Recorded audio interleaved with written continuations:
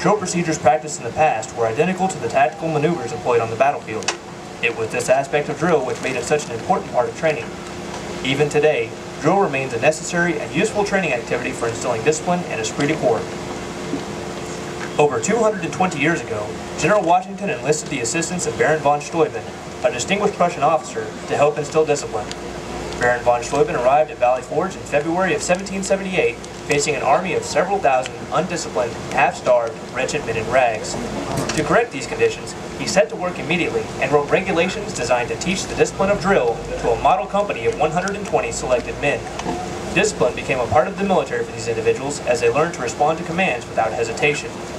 As they mastered the art of drill and began to work as a team, this group developed a collective sense of pride in themselves and in their unit.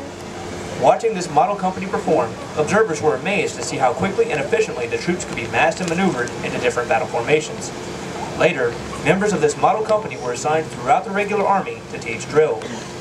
It was through this simple emphasis on drill that the effectiveness and efficiency of Washington's Continental Army were improved. In 1789, Baron von Steuben wrote the American Army's first field manual, the regulations for the order and discipline of the troops of the United States.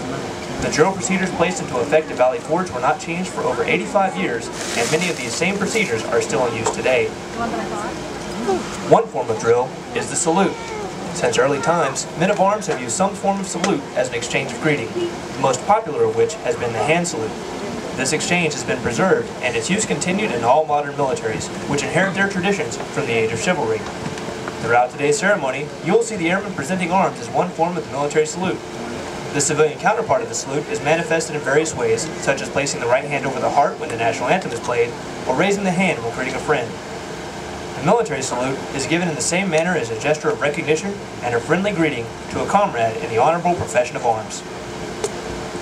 To maintain the proper decorum and respect for events such as this, we ask that you abide by the following standards while you are here. First, there will be times that you will be asked to stand for the invocation, the playing of the national anthem, the playing of ruffles and flourishes, the playing of the Air Force song, and the reciting of the oath of enlistment. Second, we ask that you remain silent during these times, reflecting on the price that has been paid for our freedom.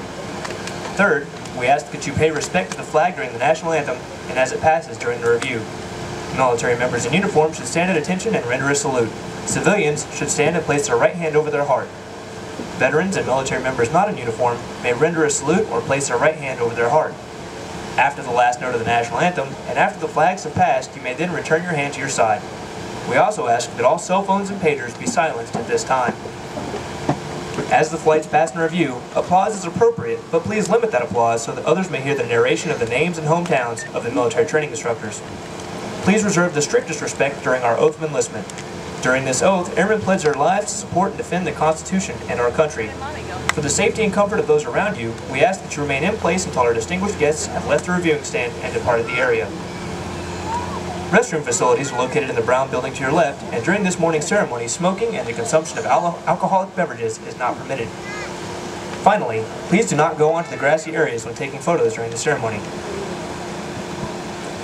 And now I'd like to take a moment to inform you on specific flight locations on the parade field. As viewed from the bleachers from your left to your right, the first two flights to pass in review today are from the 323rd Training Squadron, flights 571 and 572.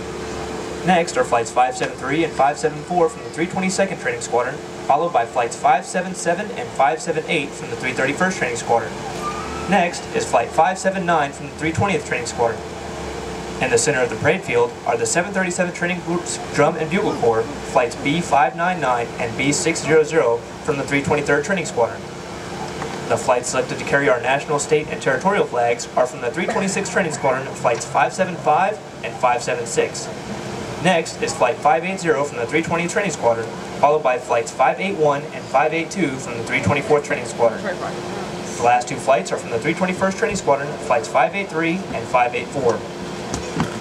At this time, please find a place to sit before the ceremony begins. Thank you, and enjoy today's ceremony.